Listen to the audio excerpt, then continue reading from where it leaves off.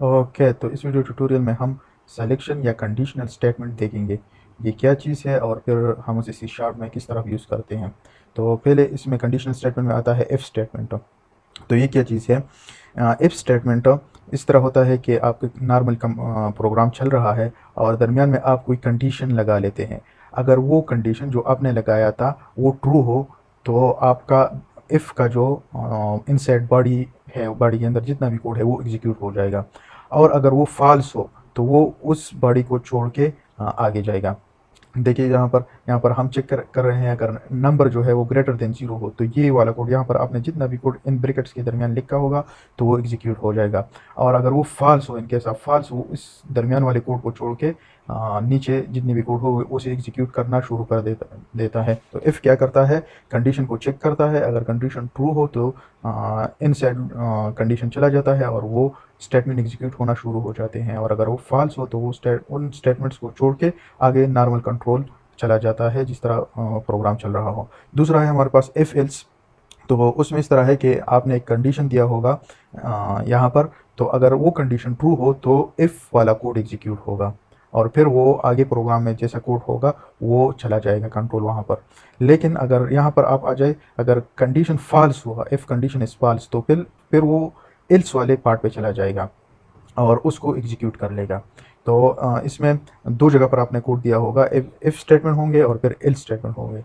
तो दोनों में से एक कंडीशन, अगर कंडीशन ट्रू हो तो एक टाइप ऑफ स्टेटमेंट एग्जीक्यूट होंगे इफ वाले, और अगर फॉल्स हो तो एल्स वाले एग्जीक्यूट होंगे। और तीसरी नंबर पर हमारे पास है इफ एल्स इफ। तो ये किस तरह काम करते हैं? अगर आपने एक कंडीशन दिया है इफ, अगर वो ट्रू हो गया तो उसके स्टेटमेंट एग्जीक्यूट होके आगे चला जाएगा। और अगर वो फॉल्स हो गया तो फिर दूसरा कंडीशन आपने दिया होगा एल्स इफ में, अगर ये कंडीशन फॉल्स हो जाए तो फिर यहाँ पर दूसरा कंडीशन आपने चेक करना है।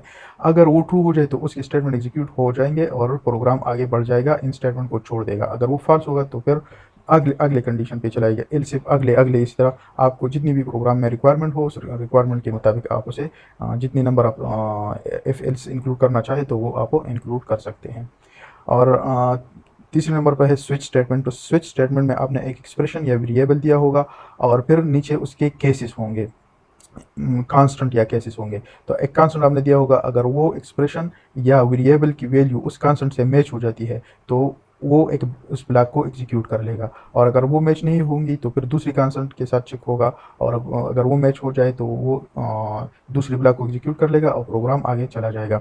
इसी तरह जितनी भी कंडीशन, जितनी भी केसेस आपने दी होगी तो उसे वो बारी बारी चेक करेगा। अगर उसमें कोई एक भी ट्रू हो गया तो उसकी स्टेटमेंट या उसका ब्लॉक एग्जीक्यूट हो जाएगा। और अगर उसमें कोई भी एग्जीक्यूट नहीं हो, कोई भी ब्लॉक या कोई भी कांस्टेंट के साथ वो मैच नहीं कर पाया ये वाला एक्सप्रेशन या वेरिएबल, तो फिर क्या होगा, फिर वो डिफ़ॉल्ट पे चला जाएगा और फिर स्विच ख़त्म हो जाएगा। उसके बाद नॉर्मल कंट्रोल जिस तरह होगा उसी तरह चलेगा।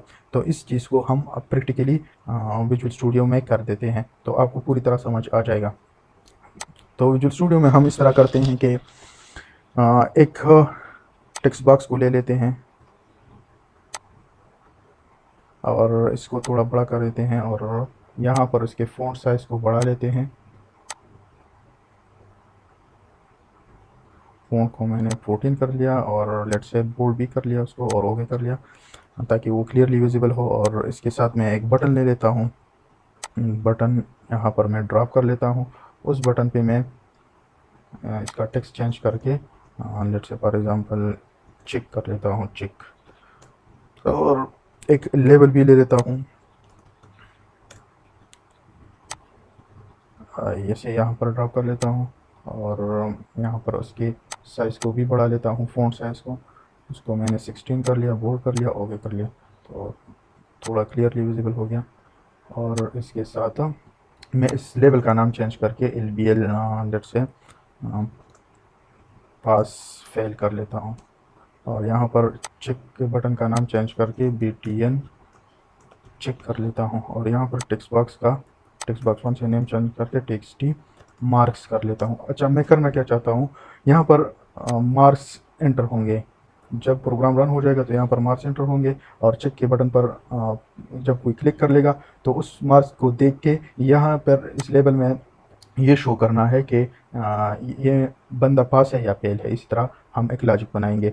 तो इसमें हम इफ़ का इस्तेमाल करेंगे। तो मैं चेक के क्लिक इवेंट पे जाता हूँ, इस तरह डबल क्लिक कर लेता हूँ उस पर, तो उसके क्लिक इवेंट पे आ गया। यहाँ पर मैं इस तरह कर लेता हूँ कि एक वेरिएबल ले लेता हूँ डबल, और उसको नाम देता हूँ मार्क्स इज इक्वल टू, फिलहाल मैं इसे 0 कर लेता हूँ। और इसके बाद मैं उस टेक्स्ट बॉक्स से, जो टेक्स्ट बॉक्स मैंने यहाँ पर इंक्लूड किया है, इससे डेटा ले लेता हूँ marks is equal to txt marks dot text.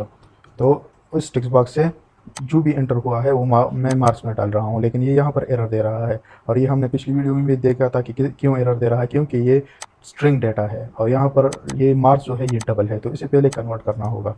तो कन्वर्ट डॉट टू डबल, और उसे ब्रैकेट में बंद कर लो टेक्स्ट बॉक्स मार्क्स को, इस टेक्स्ट बॉक्स को ब्रैकेट्स में मैंने बंद कर दिया। तो होगा क्या, इस टेक्स्ट बॉक्स के मार्क्स जो भी एंटर हुए हैं यहाँ पर, तो वो उसे डबल में कन्वर्ट करके मार्क्स में सेव कर लेगा। तो हमारे पास मार्क्स में वो नंबर आ गया जो एंटर हुआ है टेक्स्ट बॉक्स में। अब हमें ये मार्क्स चेक करने हैं। अगर ये marks greater than, let's say for example 40, greater than or equal मैं कर लेता हूँ। अगर ये ग्रेटर हो और इक्वल हो, यहाँ पर दो ब्रैकेट आपने इफ़ के स्टेटमेंट को लिखने के लिए दो ब्रैकेट्स डालने होंगे।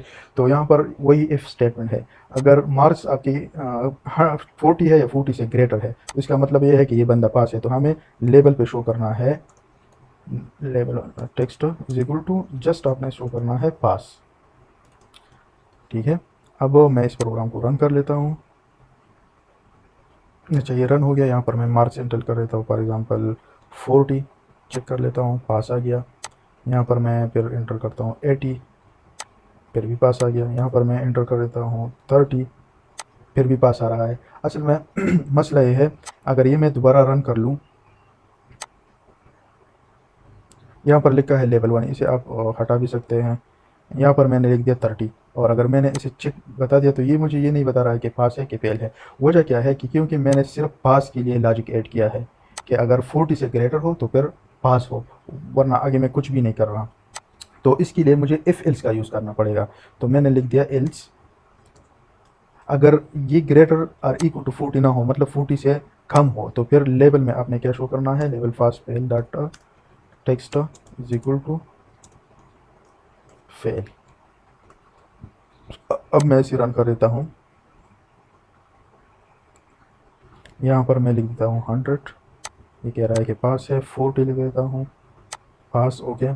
अब मैं इसे 39 कर देता हूँ, तो ये मुझे बता रहा है कि ये बंदा फेल है। अब मैं इसे 20 कर लेता हूँ, तो वो भी ज़ाहिर है फेल आएगा।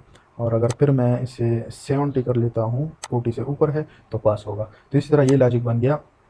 उम्मीद है आपको समझ आया होगा कि यहाँ पर मैंने पहले तो मार्क्स को मैंने वेरिएबल में सेव कर लिया। अब मैं उस वेरिएबल को चेक कर रहा हूँ कि आया वो 40 से ग्रेटर है कि नहीं, 40 से ग्रेटर और इक्वल है। अगर मैं सिर्फ ग्रेटर करना चाहता हूँ तो इक्वल साइन को मैं हटा सकता हूँ। तो इसी तरह आपका इफ़ एल्स का पार्ट भी हो गया कि इफ़ कंडीशन के ज़रिए मैंने सिर्फ पास का लॉजिक लिख दिया और फिर एल्स के साथ मैंने फेल का लॉजिक लिख दिया। अब मैं इसमें और भी चीज़ें ऐड कर सकता हूँ, मिसाल के तौर पर L B L pass fail data back colour, for example मैं इसे कर लेता हूँ बैक कलर, इसके बैकग्राउंड में जो कलर है, तो मैं इसे कर लेता हूँ कलर डाटा पास है तो ग्रीन कर लेता हूँ।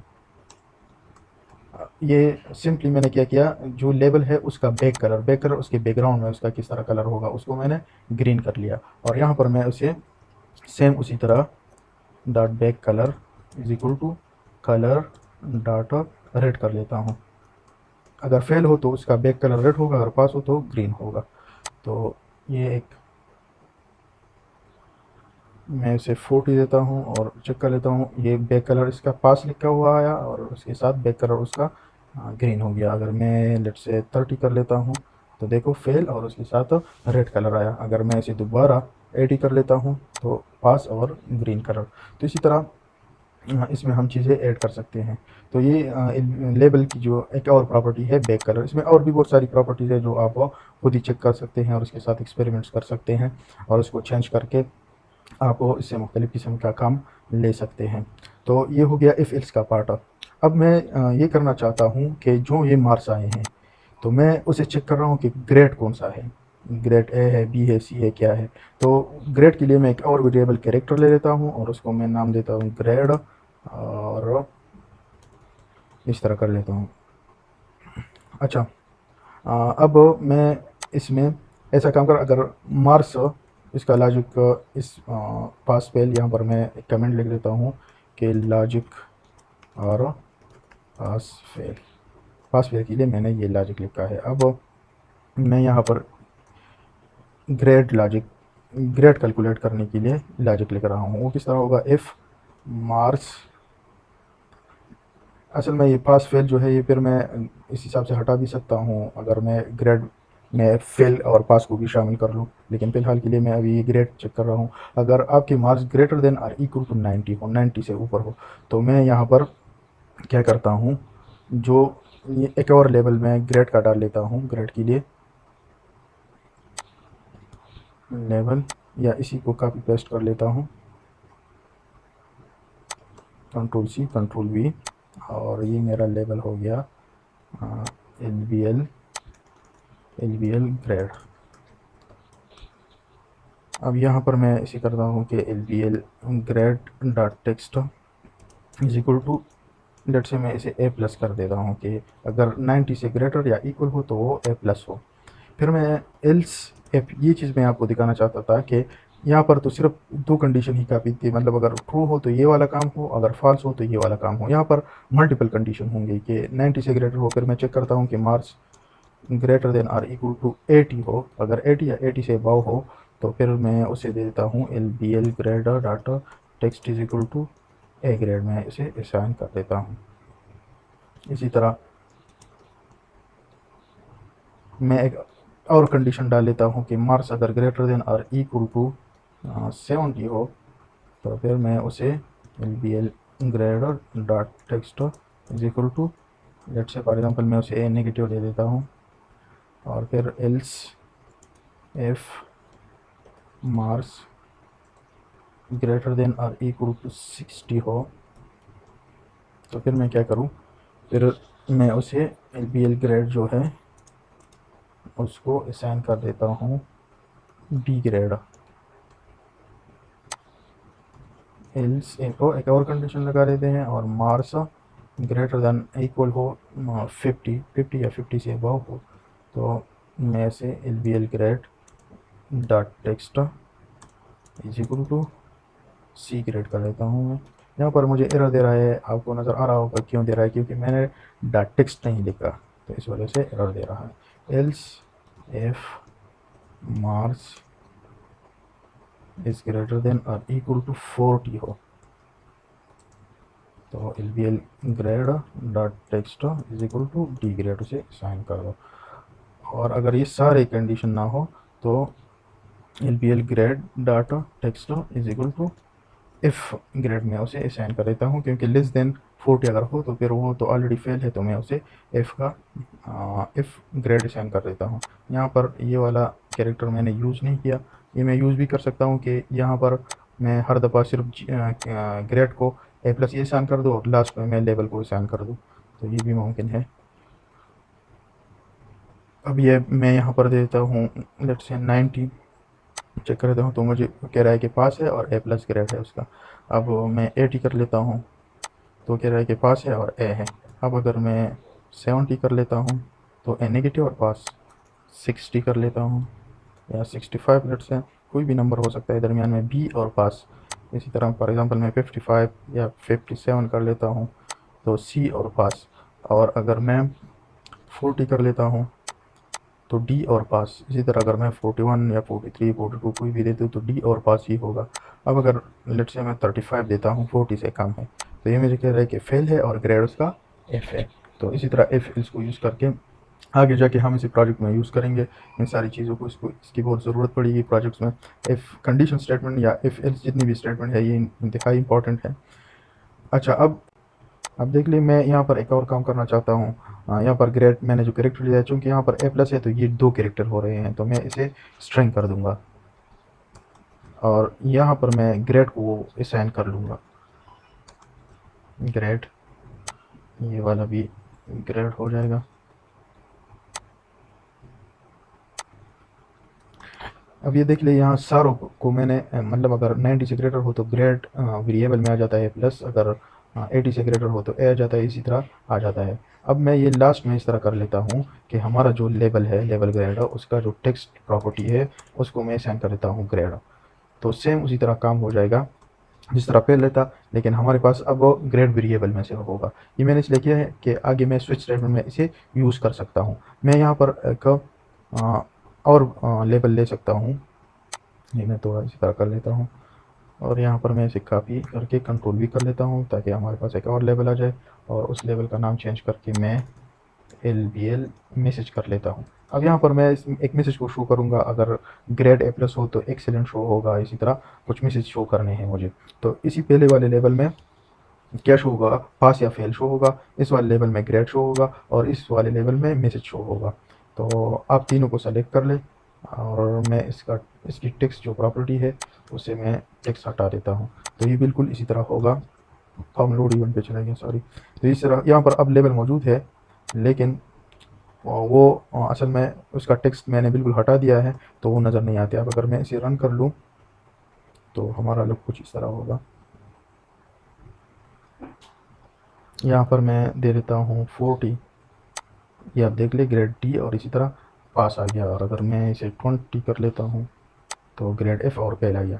तो शुरू में ये लेवल 1 ये नज़र नहीं आएगा। तो इसके बाद मैं क्या करूँगा, यहाँ पर जो ग्रेड मैंने असाइन कर दिया, ग्रेड का काम तो हो गया है। अब मैं इस ग्रेड वेरिएबल को यूज़ करते हुए स्विच स्टेटमेंट बनाऊँगा, और उस स्विच स्टेटमेंट में मैं मैसेज लेवल में मैं एक मैसेज शो करूँगा।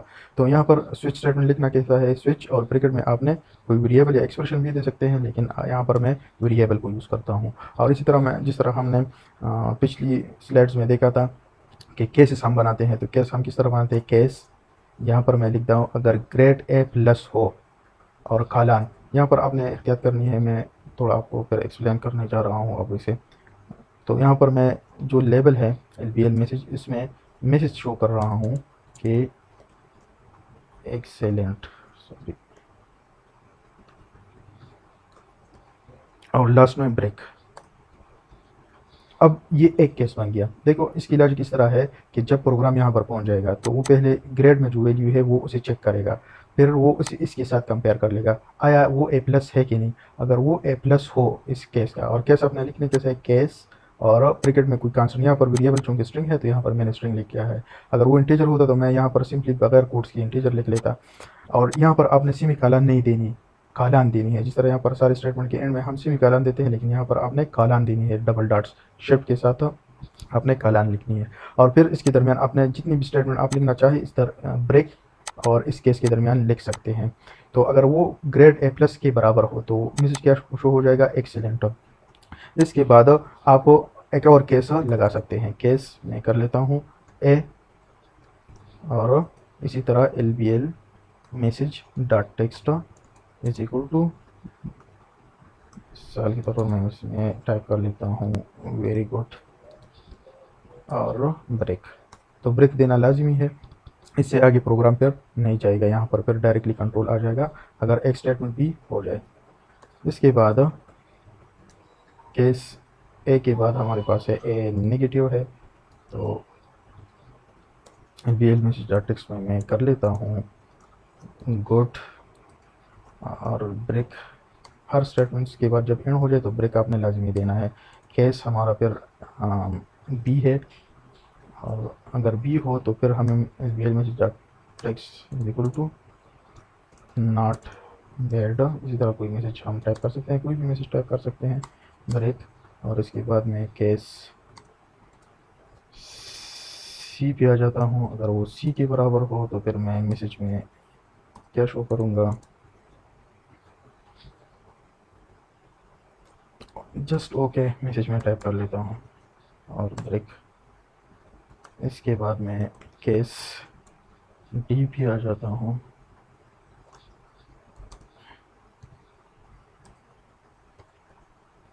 टेक्स्ट इक्वल टू सेक्टर पर, यहाँ पर मैं लिखता हूँ यू नीड इम्प्रूवमेंट। अगर स्पेलिंग गलत लिखता हूँ तो इसके लिए माजरत। ब्रेक डी हो गया। अब आखिरी केस जो है हमारा वो एफ़ का है।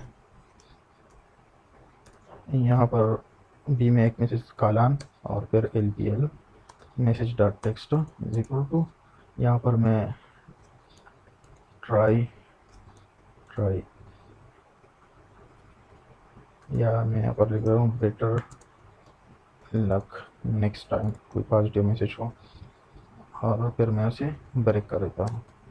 यहाँ पर मैं डिफ़ॉल्ट भी देता हूँ, डिफ़ॉल्ट भी दे सकता हूँ, लेकिन यहाँ पर ज़रूरत नहीं है।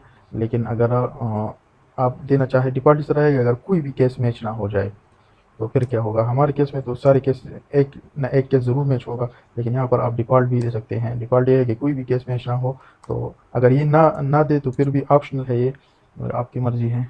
ये मैं सिर्फ खाली कर देता हूँ बस, और उसके बाद ब्रेक, और आपका प्रोग्राम यहाँ पर एंड हो जाता है। तो इसी तरह ये लॉजिक बन गया हमारा मार्क्स के लिए। आप देखते हैं कि हाँ, तो इसको हम देते हैं 80। ये कहता है कि पास है, ए ग्रेड है, वेरी गुड। अगर मैं इस तरह 90 भी देता हूँ तो भी फिर भी एक्सीलेंट आ गया और ए प्लस आ गया, पास आ गया। अगर मैं 78 मिसाल के तौर पर मैंने 70 से ऊपर है, ए नेगेटिव गुड। यहाँ पर मैं 66 फॉर एग्जांपल ले लेता हूँ तो बी ग्रेड नॉट बैड। अगर 55 दे देता हूँ तो सी ग्रेड और ओके। अगर 43 मिसाल के तौर पर मैंने दिया तो you need improvement, D grade pass. और अगर ये मैंने 30 मिसाल के तौर पर दे दिया तो यहाँ पर fail, a better luck next time. तो ये वाला काम जो है ये स्विच कर रहा है, वो देख रहा है कि ये वैल्यू कौन सी है और उसके हिसाब से फिर वो मैसेज टाइप कर लेता है। ये मैं यहाँ पर भी कर सकता था ये वाला काम इफ एल्स में, लेकिन मैं सिर्फ स्विच स्टेटमेंट की का तरीका मैं बताना चाहता था कि किस तरह हम यूज़ करते हैं इसे।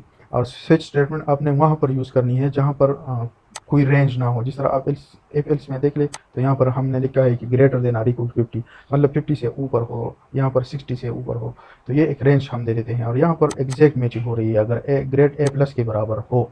तो अगर ये वाला लॉजिक मैं स्विच के ज़रिए करना चाहूँ तो बहुत मुश्किल से होगा। तो रेंजेस क्या जितना भी लॉजिक है आपने इफ़ एल्स इफ में लिखना है, और बाकी जो एग्जैक्ट मैचिंग हो तो आपने स्विच यूज़ करना है। तो आपने प्रैक्टिस करनी है इस पर। तो जितनी ज़्यादा प्रैक्टिस करेंगे उतनी ज़्यादा समझ आपको आ जाएगी इस चीज़ की। तो ये तीनों चीज़ें हमने यहाँ पर डिस्कस कर ली। उम्मीद है आपको समझ आया होगा इस प्रोग्राम का। कमेंट में ज़रूर बताइए कि क्या चीज़ें हमें और आगे करनी चाहिए इसमें, और अपनी राय से आगाह कर लें, सब्सक्राइब कर लें। अल्लाह हाफ़िज़।